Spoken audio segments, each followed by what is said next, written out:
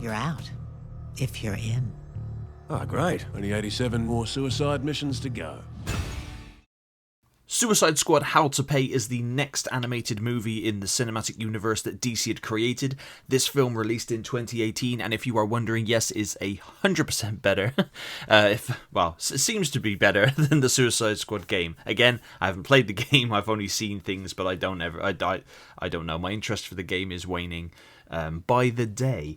However, this film stars Christian Slater as Deadshot, you have Vanessa Williams as Amanda Waller, you have Billy Brown as the Bronze Tiger, Liam McIntyre, who is really awesome in Spartacus, he is playing Captain Boomerang, Tara Strong, the famous voice actress, is doing Harley Quinn, you have Kristen, I'm going to butcher this, Boer Van Straten as Killer Frost, and Gideon Emery as Copperhead. You also have C. Thomas Howell coming back to do Eobard Thawne, who is obviously Professor Zoom, Reverse Flash, and a lot of other characters as well. Now, this film is an hour and a half long, and is actually pretty good. I really enjoyed this one. It didn't feel like an hour and a half. It actually felt more like, well, a little under an hour. That's how well paced it was, which I found personally. Now, the film starts with a pretty cool Suicide Squad excursion with a bit of a different team led by Deadshot. Led by Vertigo, really, who is the character that makes people feel sick. There you go. There's a superpower for you. And then, of course, events transpire and Amanda Waller needs to put together a new Task Force X. Now, the Suicide Squad comics films always do a very good job of making Amanda Waller seem a lot more savage and a lot more evil than the villains that she's controlling. Because we all know that the villains are their villains. And they do villain stuff in this. And this is definitely not a children's film. This is the first DC animated movie in this continuity of shared universe, which shows a tiny bit of nudity from a character who I don't really know, but I'm assuming is from Themyscira.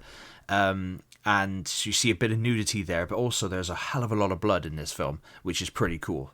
And also some security guard watching some naughty movies at one point as well, which you can hear, which I thought, okay, cool, they're going for it with this film, and I had a great time with it. There's a lot of really cool action, there's a lot of really cool themes. Task Force X essentially gets sent out in an RV off the grid, so that with hardly any support from the government, to go and collect a card, which is a Get Out of Hell free card, and Amanda Waller wants this card, but she's not the only one that does.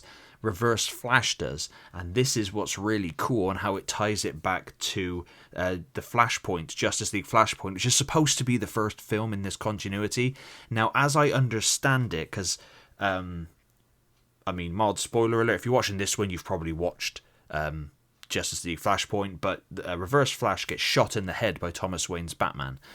And what he does is pulls the Speed Force into himself and goes to a different timeline, being this one, to try and get this card so that when he dies he can bypass hell and go to heaven. And it tied it back nicely. It shows you a clip from that Flashpoint movie, and I thought that was really good, because I never really considered the Flashpoint film a part of this continuity, because all the Justice League members had never met and it didn't make sense really.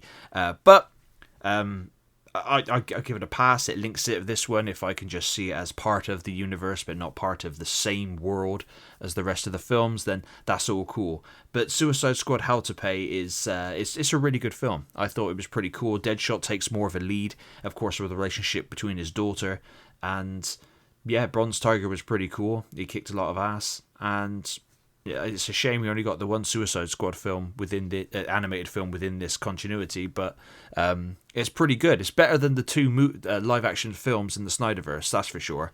Even though I don't hate them, I do like them, but they could have been much better. And I think this is a Suicide Squad film done right. But let me know in the comments down below if you've checked this one out. And as always, thank you very much for watching. Well,